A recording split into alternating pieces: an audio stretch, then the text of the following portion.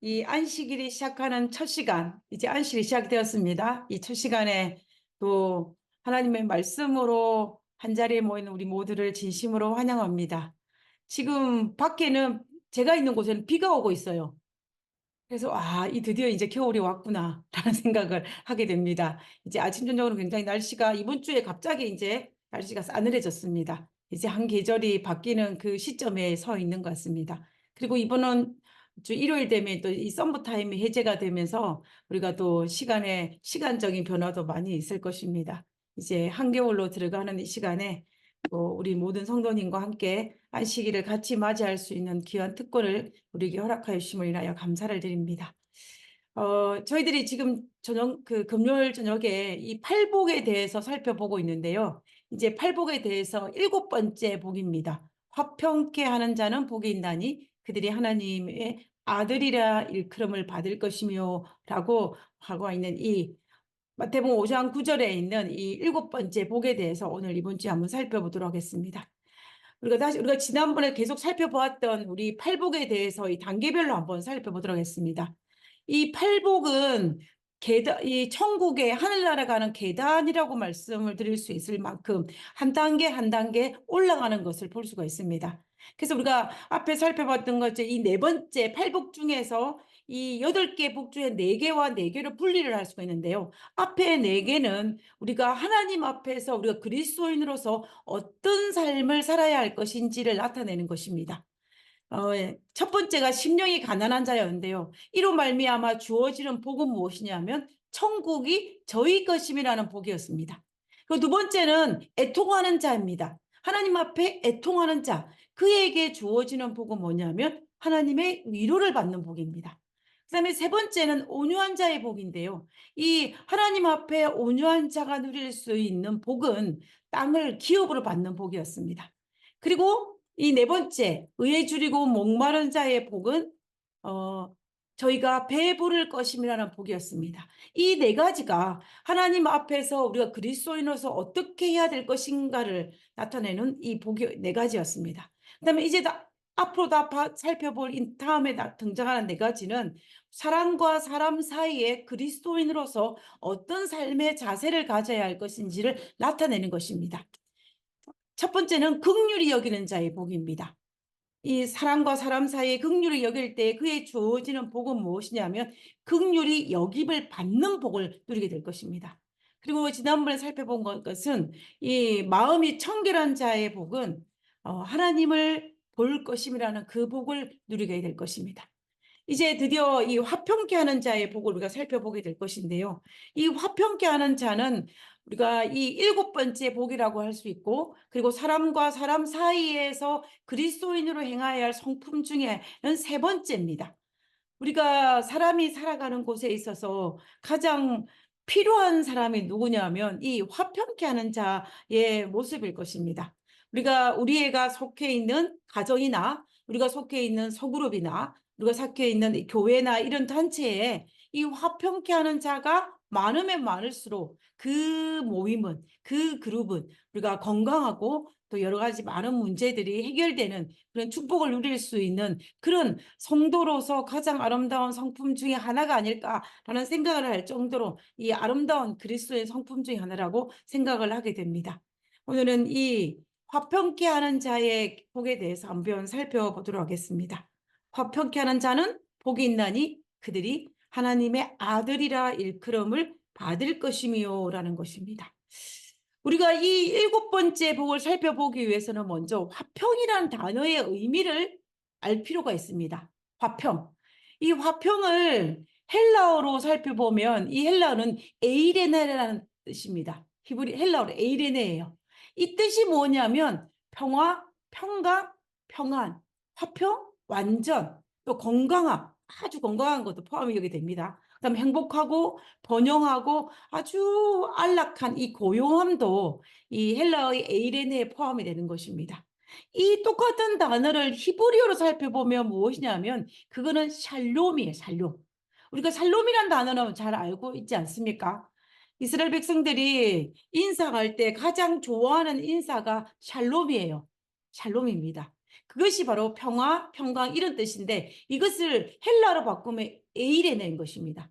그래서 하나님께서 이 팔복 중에서 7번째 복에 화평케 하는 자는 샬롬하는 자는 복이 있나니 저희가 하나님의 아들이라 일컬음을 받을 것이미로라고 말한 것입니다.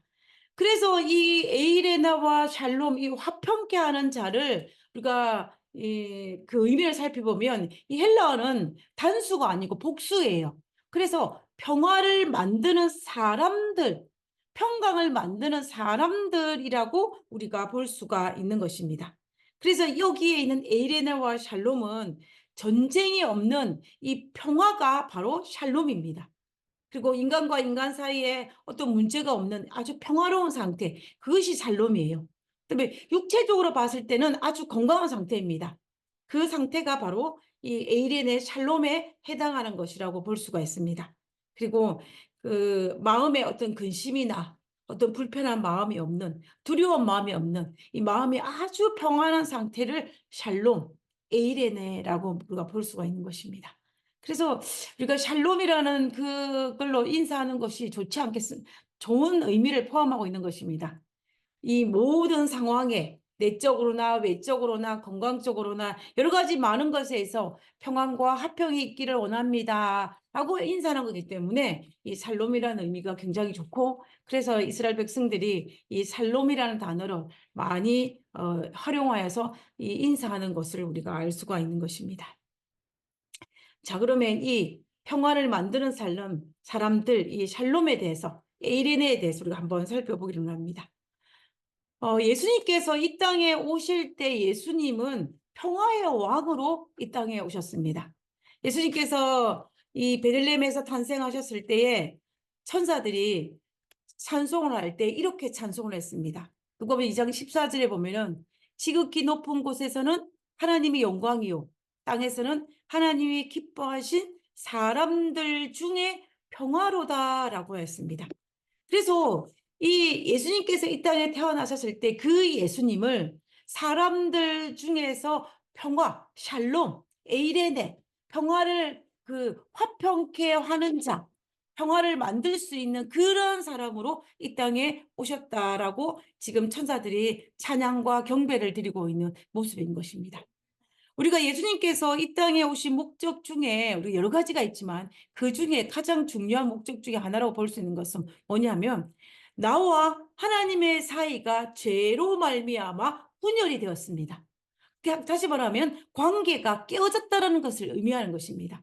그런데 예수님께서 이 땅에 오셔서 십자가에 달려 돌아가심으로 말미암아 나와 하나님 사이의 관계를 회복시키는 다시 말하면 화평케 하는 그것이 바로 예수님께서 이 땅에 오신 목적 중에 하나인 것입니다. 그래서 예수님은 나와 하나님 사이의 관계를 회복시키셨고 다시 말하면 화평케 하셨다라는 것을 알 수가 있습니다. 그리고 예수님께서 이 땅에 오신 또 다른 목적 중에 하나는 죄로 말미암아 사람과 사람 사이의 그 관계가 그 평화가 깨진 것을 회복시키기 위해서 또 다시 말하면 화평케 하기 위해서 평화를 이루게 하시기 위해서 이 땅에 오셨다라는 것을 우리가 알 수가 있습니다. 그렇다면 우리는 하나님의 자녀이고 예수님의 제자로서 우리는 예수님께서 이 땅에 이뤄놓으신 하나님과 우리 사이의 관계 회복시켜둔 이 화평을 계속 유지해야 되고 그리고 사람과 사람 사이의 화평을 이루어야 된다는 것입니다. 또 다시 말하면 우리가 다른 사람에게 사람과 사람 사이에 화평케 하는 자, 화평을 하는 그런 사람으로 서야 한다는 것입니다. 자, 그러면 우리가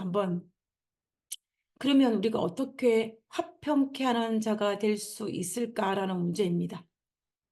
제가 이 팔복 중에 이 말씀을 준비하면서 와, 이 화평케 하는 것이 얼마나 힘든 건지 또 우리의 모습 속에 저의 모습 속에 이것이 얼마나 부족한지를 절실히 느끼면서 하나님 앞에 하나님 화평케 하는 자로 서게 해달라고 참 기도를 많이 드리게 될 수밖에 없게 되는데요.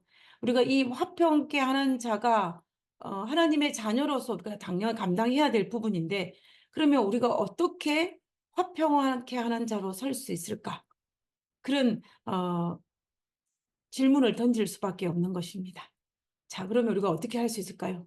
제일 먼저는 뭐냐면 내가 하나님과 우리 사이에 화평을 해야 합니다. 화평해야 돼요. 이 에베소 2장 14절에 보면은 그는 우리의 화평이신지라 그랬습니다. 그는 누구? 하나님은 우리의 화평이신지라. 돌로 하나를 만드사 원수된 것을 곧 중간에 막힌 담을 자기 육체로 십자가를 통하여 허시고라는 그 표를 썼습니다. 그래서 예수님은 우리의 화평이시고 그분 예수님 자신이 화평이라고 말씀하고 계시는 것입니다. 그러면 우리가는 하나님의 자녀이기 때문에 우리의 모습 속에도 어떤 모습이 있어야 되냐면 하나님께서 가지신 이 화평의 모습이 우리의 모습 속에도 있어야 된다는 것입니다. 왜냐하면 우리는 하나님의 자녀이기 때문입니다. 부모는 자기 자녀가 자기를 닮기를 바라고 있습니다. 우리가 비록 어떤 부모를 할지라도 자기 자녀들은 자기의 자녀가 자기 닮는 것을 원합니다. 특히 우리나라의 초기 문학 작품 중에 어떤 작품이 있었냐면은 발가락이 닮아나는 이 단편 소설이 있습니다. 혹시 이 소설을 읽어보신 분이 굉장히 많으실 텐데요. 저도 어릴 때 이 단편 소설을 읽은 기억이 있습니다. 그 속에 나오는 주인공인 이 아버지가 자기 자식의 자녀가 태어났는데 이 자녀가 전혀 자기를 닮지 않은 거예요. 그래서 이 아버지는 어떻게 합니까? 이 아이가 과연 나의 아이일까라고 그러니까 그 의문을 품으면서 굉장히 아이가 자기를 닮지 않은 것에 의해서 슬퍼합니다. 오늘날 같으면 이 유전자 검사를 하면 될 텐데 그 옛날에는 그런 것들이 발달되지 않았기 때문에 이 아이가 자기를 닮지 않았겠어? 이 아이가 과연 나의 아이인가에 대해서 이 아버지가 굉장히 슬퍼하면서 나를 닮은 구석을 찾기 시작을 하는 것입니다.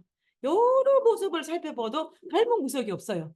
그런데 드디어 이 아버지가 자기를 닮은 이 아이의 한 모습을 발견합니다. 그것이 뭐였어요? 발가락이 닮은 거였습니다. 발가락이. 이 다섯 발가락 중에서 이 둘째 발가락이 첫 번째 발가락보다 큰 것을 발견한 거예요. 그래 그걸 보고 야, 이 아이가 내 아이가 맞구나. 이 아이가 나를 닮았구나라고 말하면서 이 아버지가 그 위안을 삼는 그런 내용의 작품이었습니다. 우리가 여기 있는 모습처럼 이 작품에 나와 있는 이 아버지처럼 이 자녀들은 자기가 닮기를 원하는 것입니다. 우리 하나님도 마찬가지라는 거예요. 우리 아버지 하나님도 우리가 우리의 모습 속에 하나님의 모습이 있기를 원하고 계신다는 것입니다. 머리부터 발끝까지 여기저기를 살펴보면서 우리의 모습 속에서 무엇을 찾고 있는 거예요? 하나님 아버지는 자기를 닮은 구석을 찾고 계신다는 것입니다. 자기를 닮은 모습을 찾고 있는 예수님의 모습을 상상하는 것은 그리 어렵지 않습니다. 우리의 모습 속에 어떤 모습이 하나님의 모습을 담고 있습니까? 하나님은 화평이신지라 그랬습니다. 그럼 우리의 모습 속에 그 화평의 모습을 우리의 마음 속에, 우리의 모습 속에 담고 있어야 된다는 것입니다. 그래야만이 우리 하나님이 우리를 보고 위로를 받을 수 있다는 것입니다. 여기서 이런 말씀이 있습니다. 너는 하나님과 화목하고 평안하라.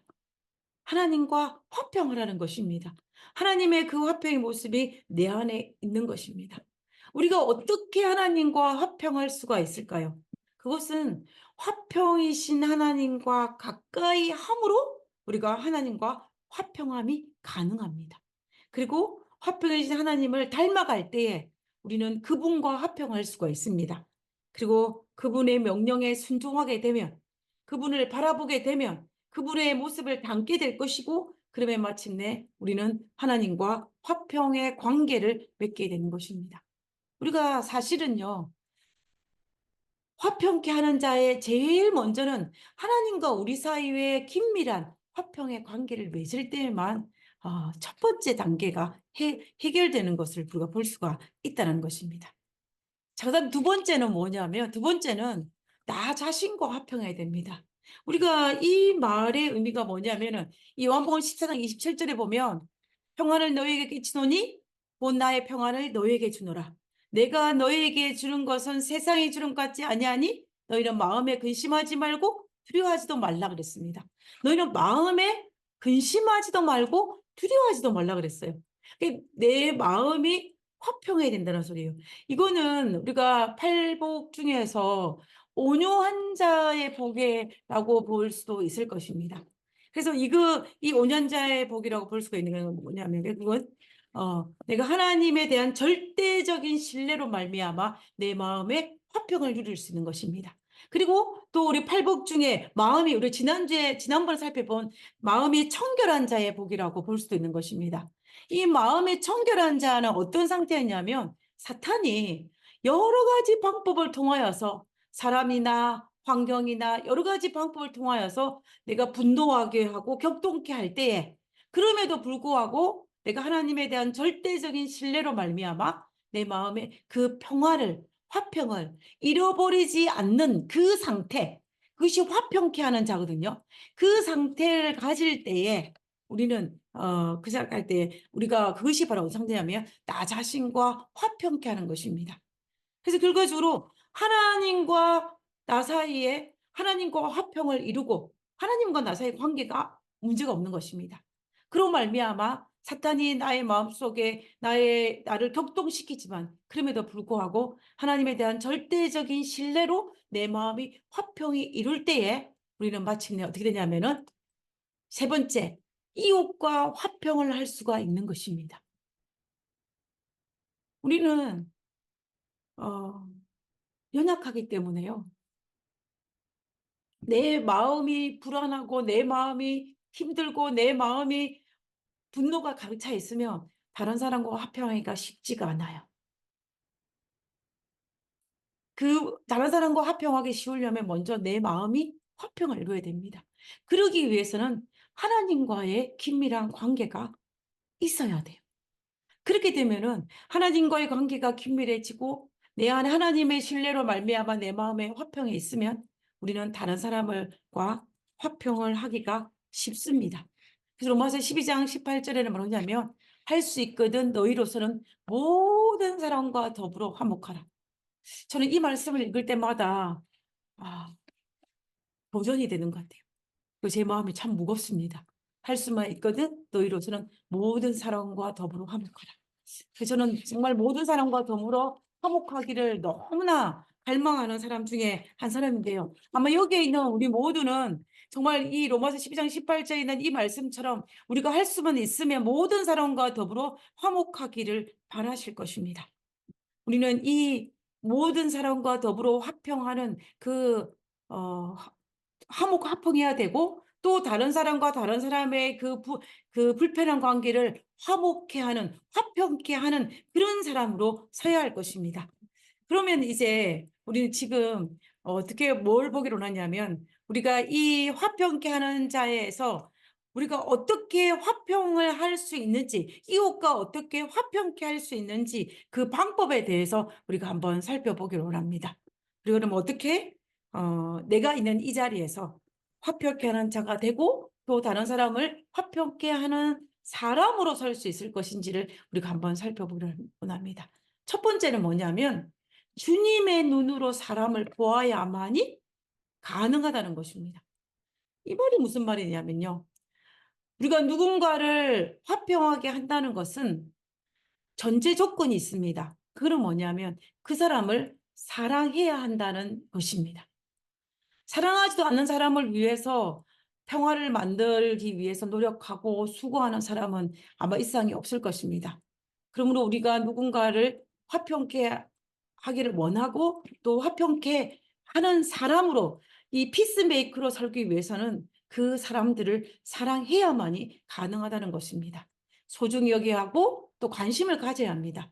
거기에 그렇게 될 때에 우리는 화평케 하는 피스메이커의 그 사역이 시작될 수 있습니다. 그런데 우리가 알다시피 사람이 살다 보면은 모든 사람을 사랑한다는 것은 정말로 쉽지가 않습니다. 나하고 친한 사람, 나를 잘해주는 사람, 그리고 내 편인 사람에게 사랑하는 것은 그리스도인이 아니고도 누구나 할 수 있는 것입니다.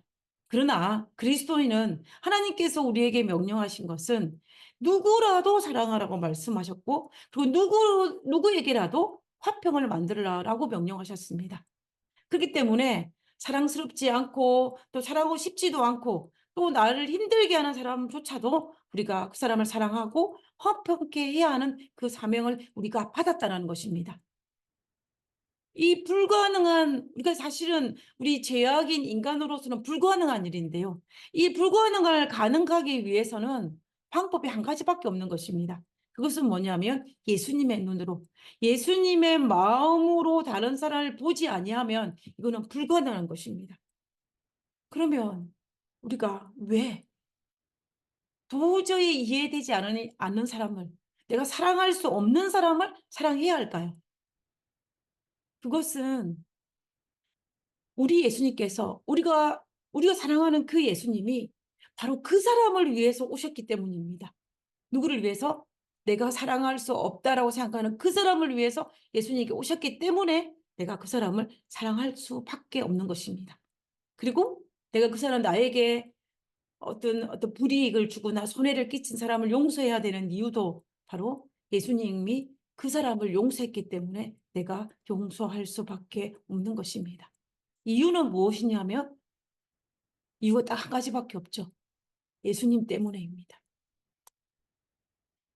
이 목사와 보건교육제 보내는 권면에 보면 우리는 그리스도 때문에 사람을 어떻게 된다? 사랑해야 한다라고 기록하고 있습니다.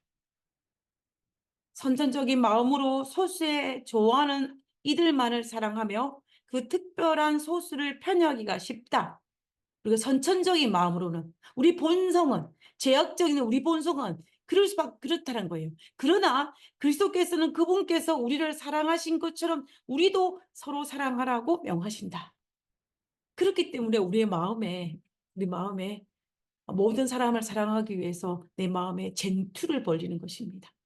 그래서 그 쟁투에서 종착역은 예수님께서 예수님께서 그들을 사랑하셨기 때문에 그 사람을 사랑하셨기 때문에 우리도 사랑해야 된다라는 그 종착역에 도달하고 그러므로 우리는 그들을 사랑할 수 있는 이유가 된다라는 것입니다. 그래서 우리는 일단은 사람을 사랑하는 데 있어 그 어떤 이유도 없고 이유라는 것은 예수님이 사랑하셨기 때문이라는 그것에 우리는 포커스를 맞춰서 우리는 사랑해야 된다는 것을 우리는 알 수가 있다는 것입니다. 자, 그러면 이제 우리가 두 번째를 한번 살펴보도록 하겠습니다. 두 번째는 뭐냐면 이 이웃과 화평할 수 있는 그 이유 중에 두 번째는 차이를 인정하고 다름을 존중해야 된다는 것입니다. 이 세상에는 똑같은 사람은 아무도 없어요. 쌍둥이도 같지 않습니다. 쌍둥이도 달라요. 취향도 다르고 식성도 다르고 또 여러 가지 뭐 성향도 다르고 가치관도 다르고 같은 것이 없습니다. 외모만 다른 것이 아니라 사실은 우리 전반적인 모든 것들이 다르다는 것을 다릅니다. 하나님께서 그렇게 다르게 창조를 하셨어요. 그래서 하나님께서는 이 서로 다른 것들을 서로 협력하고 조화를 이루어 하나님의 온전한 뜻을 이루게 하는 것이 하나님의 섭리입니다. 그래서 이 사람과 내가 다른 것은 어쩌면 당연한 거예요. 그래서 우리는 저 사람이 왜 나와 같지 않은 것을 인해서 불평할 필요가 없고 어쩌면 나와 다른 것이 당연하기 때문에 나와 다름을 인정해야 된다는 것입니다. 근데 만약에 우리가 서로 다르다는 것을 인정하지 아니한다면 어떻게 되겠습니까? 당연히 불화가 생길 수밖에 없고 또 여러 가지 그 다름으로 인해서 비난하고 또 공격할 수밖에 없는 것입니다. 그리고 어떻게 합니까? 저 사람과 나와의 차이점을 발견하면서 협력하지 못하는 그런 일들이 우리에게 발생하는 것입니다. 이제 미국 대통령 선거가 얼마 남지 않았어요. 이 대통령 선거나 정치적인 문제를 살펴보면은 서로 공격하고 비난하고 이런 일에 너무 정신이 없습니다. 그래서 어쩌면은 사람과 사람 사이의 모든 사람들에게 정치하는 아름다운 모습을 보여주고 공명정대하고 아름다운 선거를 보여줘야 되는데 우리가 이 정치적인 것에 깊게 들어가면 관심을 가지면 가질수록 어떻게 됩니까? 어찌 정당하다기보다는 어떤 서로를 비난하고 공격하는 어떤 추악한 모습으로 어 너무 많이 치우치는 것들을 볼 수가 있어요. 그래서 어쩌면 이런 모습들을 볼 때 이 우리의 마음에 기쁨이 있기보다는 어떤 슬픔이나 어떤 그런 마음이 드는 경우가 있는 것 같아요. 그래서 어떤 정치에 관심을 가지려고 하다가 오히려 저는 그런 모습들이 너무 강하게 저에게 다가와서 정치를 조금 멀리하는 그런 경우가 있는 것 같습니다. 어찌 되었든지 간에 우리가 서로의 다름을 인정하지 않음으로 말미암아 서로를 비난하고 공격하는 것은 하나님께서 바라시고 원하시는 뜻이 아니라는 것입니다. 제가 10대 때 교회에 들어왔는데요. 그때 교회에 들어와서 배운 것들 중에 여러 가지가 있는데 그중에 하나가 뭐냐면 아마 여러분도 그러실 것입니다. 이 성경책 이 책들이 쌓여 있으면 성경책을 항상 어디에 둡니까? 제일 위에 둬요. 제일 위에 두지 않습니까? 그래서 저희 집에도 보면 책이 이렇게 쌓여 있고 책꽂이에 꽂혀 있는 것도 있지만 책상 위에 이렇게 쌓여 있는 것도 있어요. 그러면은 항상 뭐 교회 주소록 위에 성경책이 올려져 있거나 아니면 기독교 소속책 위에 성경책이 올려져 있어요. 만약에 성경책이 밑에 있고 그 위에 다른 책이 있으면 어떡합니까? 책의 순서를 바꿉니다. 그래야만 마음이 평안해요. 그런데 성경책이 제일 밑에 있고 다른 책이 위에 있으면은 우리 마음이 불편한 것입니다. 여러분도 아마 그럴 거라고 생각이 들어요. 그때 인제 어떤 목사님이 인제 필리핀에 있을 때에 어떤 필리핀에 있는 집에 초대를 받아서 이제 그 집에 갔어요. 그런데 그 집에 갔더니 이 책들이 이렇게 쌓여 있는데 성경책이 맨 밑에 있는 거예요. 그러니까 이 목사님이 마음속에 어떤 마음이 들었냐면 너무 불편한 거예요. 성경책을 빼 가지고 위에 올리고 싶은 충동이 너무 강력하게 드는 것입니다. 그래 가지고 근데 이제 손님으로 갔기 때문에 손님의 양해를 구하지 않고 성경책을 빼 가지고 위에 올릴 수는 없어서 이제 주인에게 물어봤어요. 왜 성경책이 맨 아래에 있냐고. 자기는 어릴 때부터 성경책이 왜 위에 있다고 이제 배웠는데 왜 이렇게 있냐고. 제가 위에 올려도 되겠냐고 이렇게 물어봤어요. 그러니까 그 주인이 뭐라고 대답을 했냐면 성경이 모든 지식과 학문의 기초이기 때문에 성경을 맨 아래에 둔다라고 이야기한 거예요. 자, 여러분은 성경책이 이 책들이 쌓여 있다면 맨 위에 두는 것이 맞다라고 생각하십니까? 아니면 제일 아래에 두는 게 맞다라고 생각하십니까? 여러분은 어떻게 생각하십니까? 저는 지금도 솔직히 말하면 성경책이 그 이야기를 들어도 밑에 있으면 위에 올려놔야 제 마음이 편해요. 마음이 편합니다. 그러나 이거는 성경책이 위에 있고 아래에 있는 것은 틀렸고 맞는 데의 위치는 아닌 것 같아요. 그 필리핀의 그분은 자기가 생각할 때 성경이 모든 지식과 학문의 기초이기 때문에 밑 성경을 맨 아래에 뒀다면 그 사람에게는 그것이 맞는 것입니다. 그것이 맞는 거예요. 그래서 이거는 옳고 그름의 문제가 아니라 뭐 차이의 문제라고 볼 수가 있는 것입니다. 그래서 우리가 내가 꾸역꾸역 그럼에도 불구하고 성경책을 맨 위에 올려놓는다라고 고집을 피우면 어떻게 되겠습니까? 평화가 깨질 수밖에 없는 것입니다. 그래서 내가 가지고 있는 경험이나 가치관이나 어떤 주관이 꼭 맞다라고 주장하면서 평화를 깨트리게 되면 이것은 화평케 하는 자가 될 수가 없고 오히려 화평을 깨는 사람이 되고 분쟁을 일으키게 되는 것입니다. 그래서 우리가 "저 사람은 도대체 왜 저래?"라고 말을 한다면 그 또 다른 사람은 나를 향하여서 "저 사람은 도대체 왜 저래?"라고 말을 할 수도 있다는 거예요. 그리고 "저 사람은 도저히 이해가 안 가."라고 네가 말을 한다면 또 누군가는 나를 향하여서 "저 사람은 도대체 이해가 안 돼."라고 말을 할 수가 있다라는 것입니다.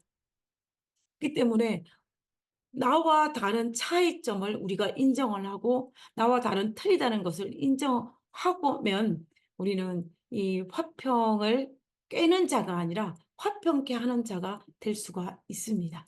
그래서 우리가 나와 다름을 인정하고 중요하지 않은 것, 정말 중요한 것까지를 이렇게 할 수는 없죠. 중요한 거, 아주 중요한 거. 예를 들면 예수님께서 우리를 위해 십자가에 달려 돌아가셨다. 이것은 바꿀 수 없는 것입니다. 그죠? 그런 것 외에 중요하지 않은 것들은 우리가 서로 이해하는 것들이 필요하다는 것입니다.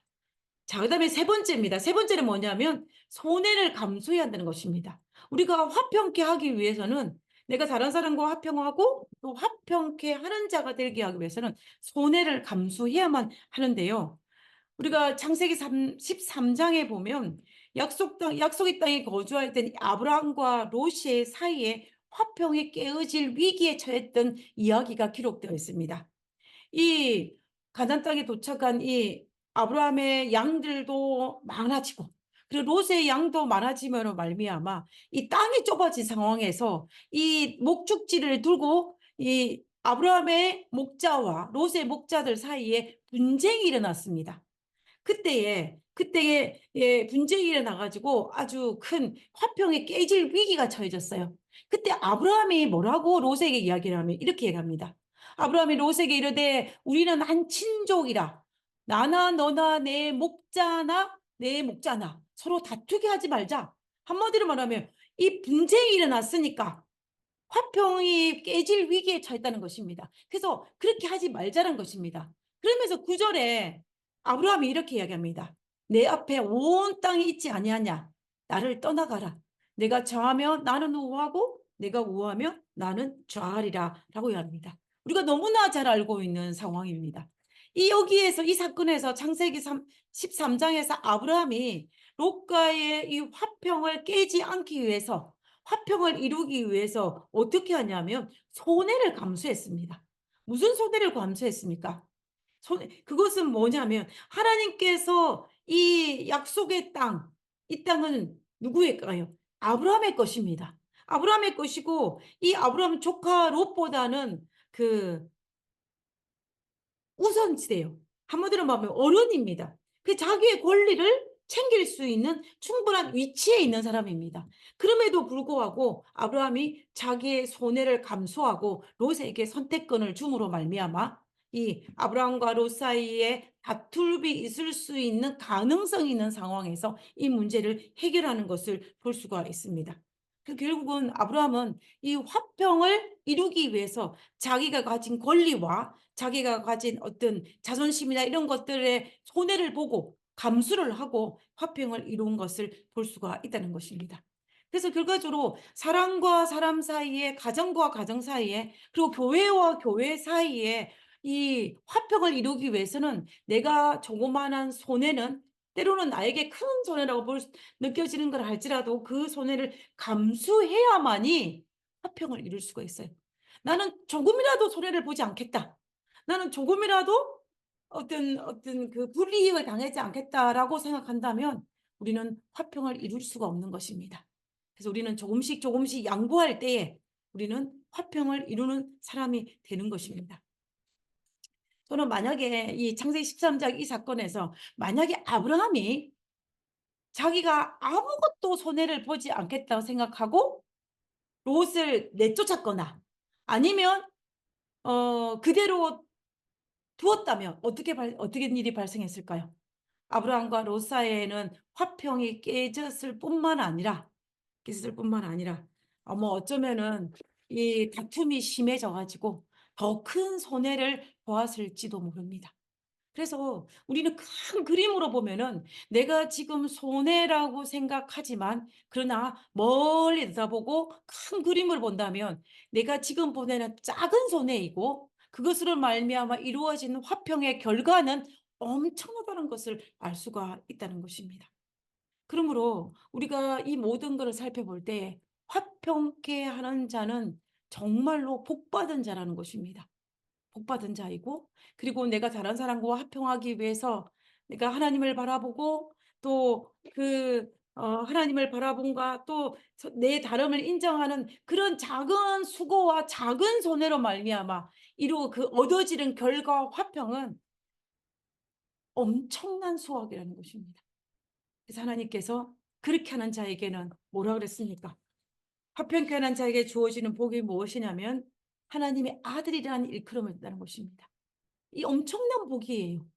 내가 화평을 이루기 위해서 잃어버린 것이 많다고 생각했는데 내가 손해가 많다고 생각하고 내 자아를 내 자존심을 누르고 이런 것들이 많다고 생각했는데 그러나 그게 주어진 결과는 팔복에서는 하나님의 아들이라는 축복이에요. 우리가 이 하나님의 아들이라는 것이 얼마나 큰 영예이고 얼마나 큰 축복이라는 것은 아마 우리가 미루어 짐작하지 않아도 알 수가 있을 것입니다. 근데 그들이 하나님의 아들이라 일컬음을 받는다 그랬어요. 그러면 이 하나님의 아들이라고 칭해주는 자가 누구입니까? 물론 우리가 다른 사람과 사람 사이에 화평하고 그리고 이 분쟁이 있는 곳에 화평을 이룬다면은 아마 다른 사람 우리 주변에 있는 사람들이 그렇게 평가할지 모릅니다. 야, 정말 저 사람은 그리스도인답다. 정말 저 사람은 진정한 크리스찬이다라고 말하면서 하나님의 아들이라고 불러줄 수 있을지 모릅니다. 그러나 여기에서 말하는 하나님의 아들이라고 불러주는 이것은 사람이 칭해주는 것이 아니에요.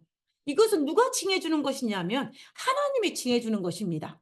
우리가 성경 본문에서 직접적으로 언급하고 있지는 않지만 우리가 팔복에 있는 과정을 살펴볼 때에 그 팔복에서 복을 누가 주냐면 하나님이 주시는 복이었어요. 하나님 주시는 복이었습니다. 그러므로 하나님의 아들이라고 여기 칭해주는 것은 누구냐면 바로 하나님께서 칭해주는 것입니다. 그러므로 이 복이 얼마나 큰 복인지 우리는 충분히 알 수가 있는 것입니다.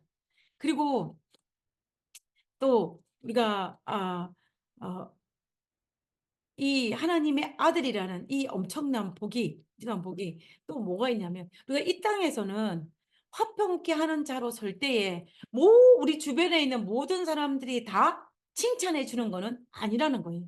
때로는 어떤 사람들은 그 일로 말미암아 어떻게 해요? 비난을 하기도 합니다. 저 사람은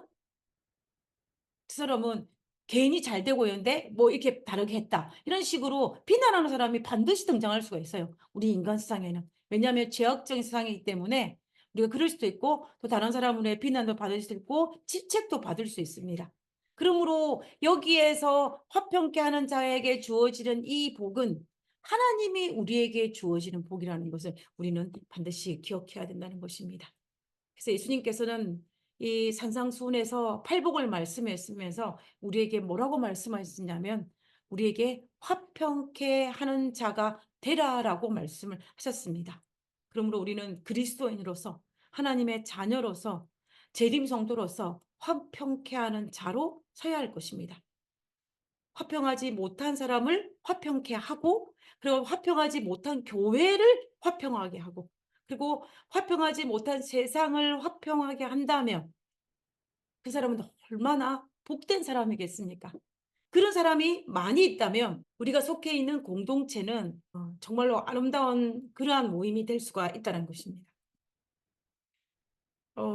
여러분 그 찬미가 734장에 주여 나를 평화에 도우라는 그 찬미가가 있지 않습니까? 그것을 그 시를 쓴 사람이 누구냐면은 이 프란시스코라는 사람입니다. 이 사람은 부유한 이 포목 상일 아들로 태어났습니다. 그래서 젊은 시절에는 굉장히 방탕하고 이기적인 삶을 살았다고 해요, 이 사람이. 그런데 이제 그가 나이가 들면서 자기가 살았던 이 방탕하고 이기적인 삶을 살았다는 것을 회개하고 난 다음에 화평케 하는 삶이야말로 가장 가치로운 삶이고 하나님이 원하시는 삶이라는 것을 깨닫고 그가 지은 시가 바로 우리가 즐겨 부르는 이 주여 나를 평화의 도구로 써주소라는 그 찬미가라고 합니다. 우리 그 시를 한번 보겠습니다. 그 시를 보면 이랬는데요. 제가 한번 보겠습니다. 주님, 저를 당신의 도구로 써주소서. 미움이 있는 곳에 사랑을, 다툼이 있는 곳에 용서를, 분열이 있는 곳에 일치를, 의욕이 있는 곳에 신앙을, 그릇됨이 있는 곳에 진리를, 절망이 있는 곳에 희망을, 어둠의 빛을, 슬픔이 있는 곳에 기쁨을 가져오는 자가 되게 하소서. 위로받기보다는 위로하고 이해받기보다는 이해하며 사랑받기보다는 사랑하게 하여 주소서. 우리는 줌으로써 받고 용서함으로써 용서받으며 자기를 버리고 죽음으로써 영생을 얻기 때문입니다.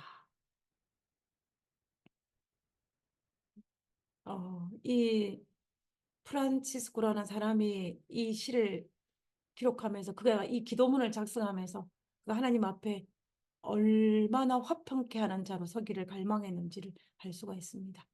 그래서 우리가 이 시의 나이는 묻고 하나하나의 의미가 얼마나 큰 의미인지를 우리가 알 수가 있습니다. 예수님께서는 이 땅에 오셔서 정말로 이 화평케 하는 자가 되셨고 또 이것을 위해서 기도하셨고 또 그분의 삶이 이런 삶을 사셨고 그러다가 마침내 우리들에게 화평을 주기 위해서 십자가에 달려 돌아가셨다는 사실을 우리는 성경을 통해서 확인할 수가 있습니다. 이 기도가 이 찬양이 우리의 모두의 찬양이 되고 우리 모두의 고백이 되기를 간절히 바라면서 오늘 말씀을 마치도록 하겠습니다.